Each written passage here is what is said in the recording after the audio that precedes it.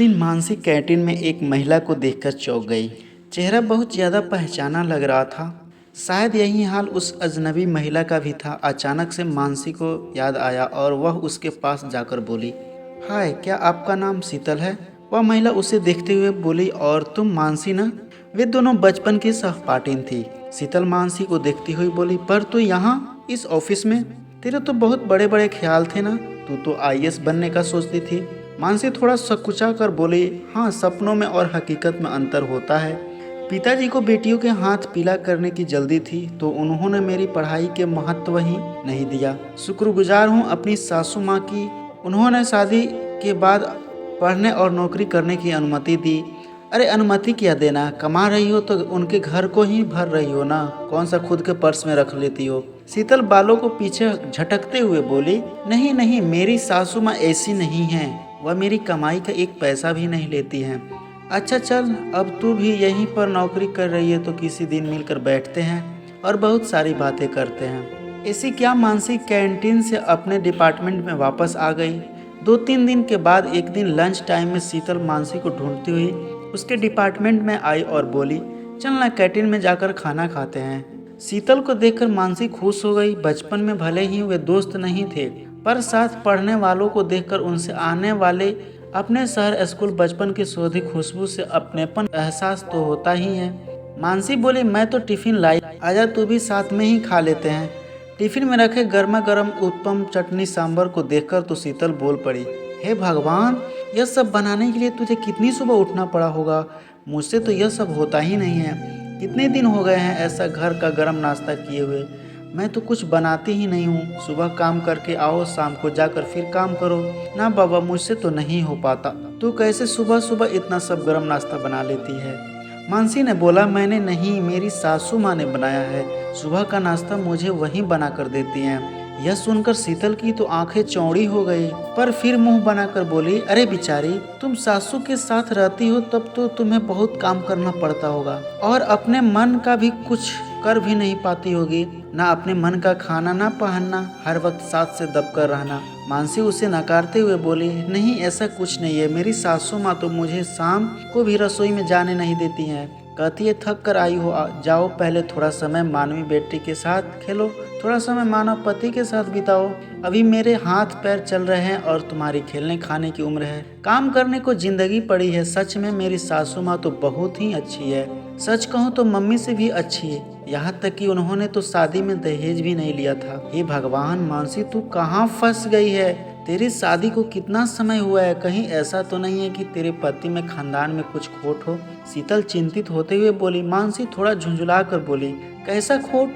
इतने सालों से साथ में हूँ। मानव तो इतने अच्छे हैं कि सिगरेट शराब तो दूर, एक लौंग का व्यसन नहीं करते हैं। मालूम है, मेरे ससुराल में कोई भी मांस नहीं खाता है। मम्मी पापा ने भी शादी से पहले जब मैंने ऐतराज किया तो बोला, तो क्या हुआ, मांस खाना कौन बड़ी अच्छी बात है, तुम भी मत खाना।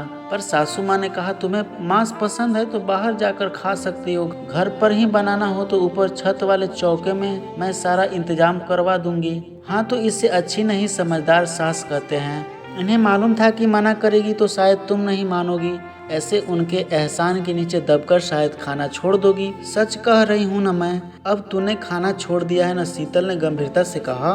मानसी विचार में पड़ गई। क्या ऐसा हो सकता है? मानसी को विचारों में खोया देखकर शीतल फिर बोली, तू आज भी बहुत भोली है। ससुराल में सब तेरे भोलेपन का फायदा उठाते हैं। अच्छा बता, जीजू की सैलरी वो किसे देते हैं? मानसी सोचते हुए बोली, खुद रखते होंगे या माँ को देते होंगे, क्या पता, मैंने कभी जानने की कोशिश नहीं की। वैसे भी सारा घर माँ संभालती और मानव घर के बड़े बेटे हैं तो उनकी तो जिम्मेदारी बनती है। मेरी भोली सखी, अच्छा हुआ मैं तुझसे मिली, नहीं तो सब तुझे लूट लेते। अरे पागल, इसलिए तेरी सासू माँ तुझे रसोई में जाने नहीं देती हैं? नहीं तो सोच, ऐसी कौन सी सास होगी जो बहू के होते हुए भी काम करना चाहेगी। मैंने तो शादी के 2 महीने बाद से संजय की सैलरी का हिसाब रखना शुरू कर दिया था। अरे भाई, इसमें शर्म कैसी? पति है मेरा। और 6 महीने बाद ही बोल दिया था कि मेरे घर में तुम्हारे माता पिता की कोई जगह नहीं है। मानसी आश्चर्य से शीतल को देखते हुए, तुम्हारे घर? अरे वह घर उनके बेटे का भी तो था। शीतल बोली, शादी के पहले तक, शादी के बाद नहीं। मालूम है, बहुत इमोशनल ब्लैकमेल कर रहे थे संजय को, तो मैंने एक दिन अपने सास ससुर से बोल दिया, या तो मुझे चैन से अकेले रहने दो, नहीं तो तैयार हो जाओ जेल जाने के लिए। जहां एक बार दहेज उत्पीड़न का केस किया, फिर तुम्हारी और तुम्हारे बेटे की जिंदगी अदालत का चक्कर काटते ही बीतेगी। मानसी ने कुछ आश्चर्य, कुछ अपनेपन से अपना टिफिन खत्म किया, क्योंकि शीतल कटुता का नमक जो मिला गई थी। ऑफिस में खत्म होने पर मानसी घर पहुंची तो रोज की तरह सासू माँ ने मुस्कुराकर दरवाजा खोलते हुए हाल चाल पूछा। आज मानसी को वह मुस्कुराहट बनावटी लग रही थी, पर उसने तुरंत अपने मन में आए नकारात्मक विचारों को झटक दिया। पर आज उसने मानवी को गले से नहीं लगाया, उसकी दिन भर की बातें नहीं सुनी। वह हाथ मुंह धोकर सीधा रसोई में गए। माँ चाय बनाने जा रही थी। मानसी बोली, रहने दीजिए माँ, चाय मैं बनाती हूँ, क्योंकि मानसी के दिमाग में शीतल की बातें गूंज रही थी। एक ही ऑफिस में होने के कारण शीतल अक्सर मानसी से मिलती रहती और हमेशा ससुराल वालों के बारे में उल्टी सीधी बातें कर मानसी के मन को उनके खिलाफ भरने की कोशिश करती, जिसमें कि वह सफल भी हो रही थी। अब मानसी भी सोचने लगी थी कि हाँ, साथ में रहने पर कितना मुश्किल है, सारा पैसा खर्च हो जाता है, सासू माँ पर, उनकी दवाइयों पर, रिश्तेदारों पर। अब जाने अनजाने मानसी की आंखों में एक छोटा सा ख्वाब पलने लगा था, एक छोटे से घर का, जहाँ पर सिर्फ मानसी, मानव और मानवी होंगे और कोई नहीं। पर प्रकृति को उसका यह सपना मंजूर नहीं था, इसलिए आंखों में घर के सपने के साथ साथ उसकी कोख में भी एक सपना पलने लगा था। शीतल की बातों के प्रभाव में आकर मानसी अब बहुत अलग व्यवहार करने लगी थी। वह कई बार दबी जुबान से अलग रहने की बात भी मानव से कर चुकी थी। मानव उसे प्यार से समझाता, पर उसे सबका प्यार दिखावा लगता। सब उसके व्यवहार का परिवर्तन महसूस कर रहे थे, पर सबको लगता कि यह चिड़चिड़ापन उसकी गर्भावस्था के कारण है। एक दिन मानव की माँ मानव से बोली, देख, उसका ऑफिस है, उसे छुट्टी नहीं मिल सकती, नहीं तो मैं उसे मन बदलने के लिए मायके भेज देती। मानव बोला, हाँ माँ, आप ठीक कह रही हो, वह बहुत चिड़चिड़ी हो गई है, मैं उसके ऑफिस में बात करूँ क्या? नहीं बेटा, यह निर्णय उसको ही लेने दो। अगर वह अभी छुट्टी ले लेगी तो बाद में ऐसा करते हैं, उसके मम्मी पापा या बहन को कुछ दिनों के लिए यहाँ बुला लेते हैं, शायद उसे अच्छा लगे। हाँ माँ, यह भी ठीक रहेगा, मैं अभी मम्मी जी बात करता हूँ। कुछ दिन बाद मानसी के मम्मी पापा तो नहीं आ पाए, पर छोटी बहन तपसी आ गई। अब दोनों बहनें आपस में गप्पे मारती, कभी कभी सासू माँ भी उनके ठहाकों में सम्मिलित हो जाती। एक दिन तपसी बोली, मानना पड़ेगा दीदी, तुम बहुत भाग्यशाली हो जो इतनी अच्छी सासू माँ मिली है।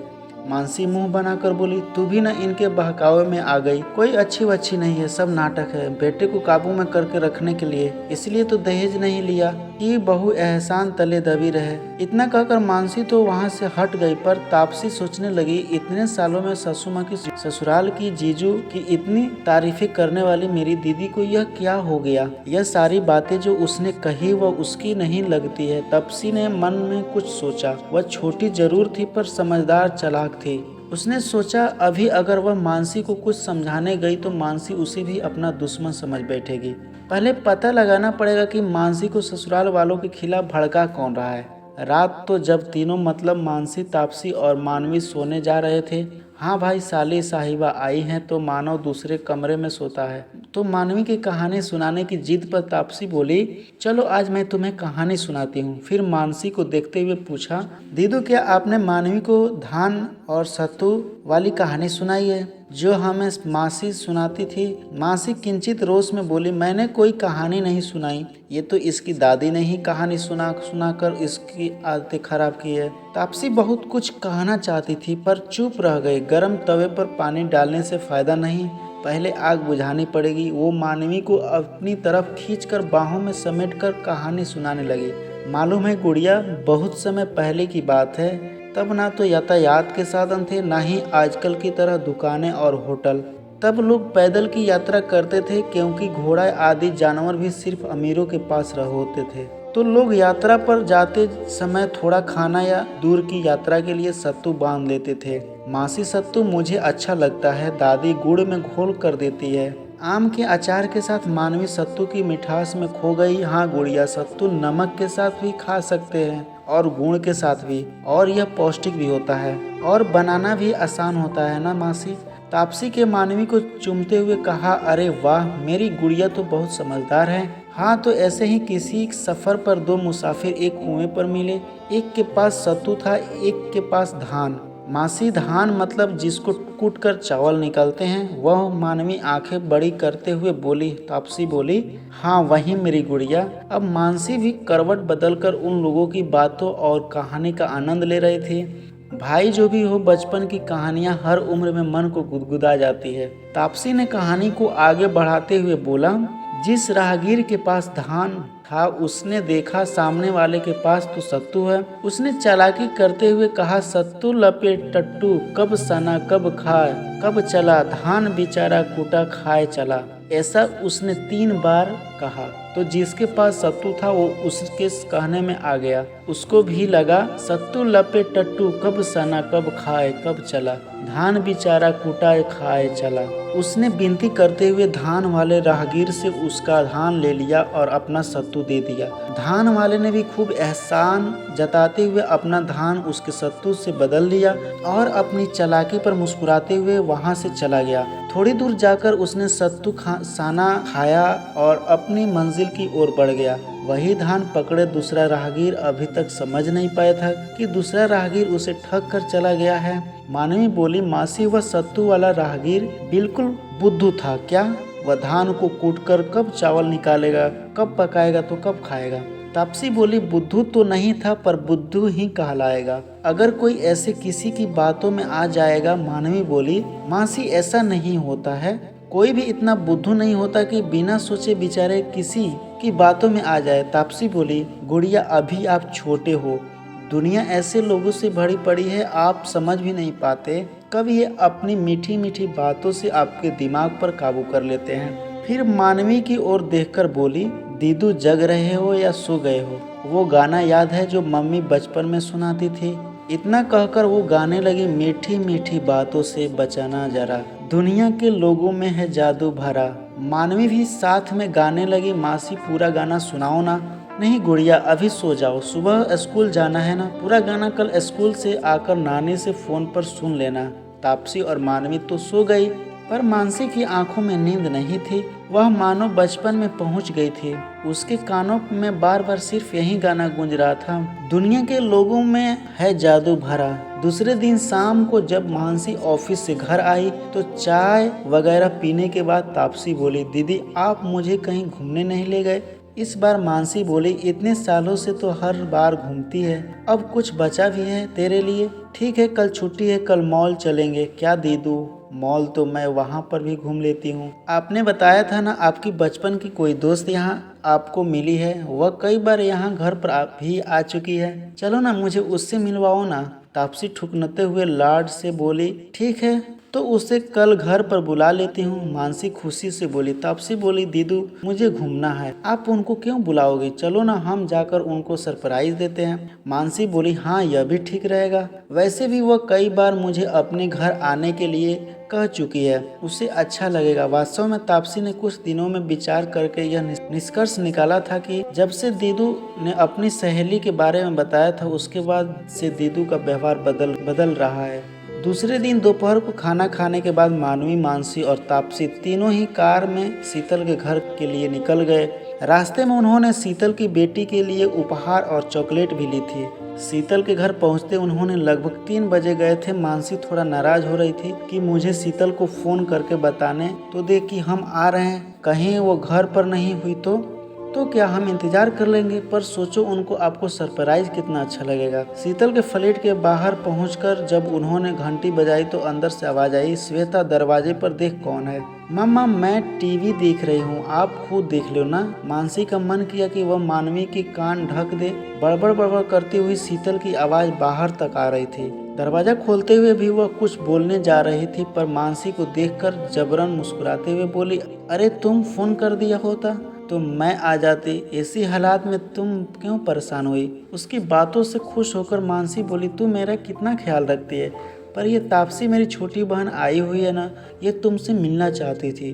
तो बस तुम्हें सरप्राइज करने के लिए फ़ोन नहीं किया। तापसी बोली, शीतल दी, डॉक्टर ने दीदी को घूमने फिरने को बोला है। वैसे क्या आप हमें अंदर नहीं बुलाएंगे? शीतल अचकचा कर एक और हटते हुए बोली, आओ ना, अंदर आओ ना। फिर हमने अव्यवस्थित घर पर नज़र डालते हुए बोली, क्या करूं, काम काजी हूं ना, तो घर को समय ही नहीं दे पाती। परिवार का एक दिन मिलता है पति और बेटी के साथ बिताने के लिए, उनमें भी घर की साफ सफाई करो तो यह नाराज होते हैं कि तुम्हारे पास तो मेरे लिए समय ही नहीं है। पर मम्मा पापा तो सुबह गुस्सा में कह रहे थे कि ना जाने कैसी सुअर से पला पड़ा है, मुझे इस गटर में नहीं रहना।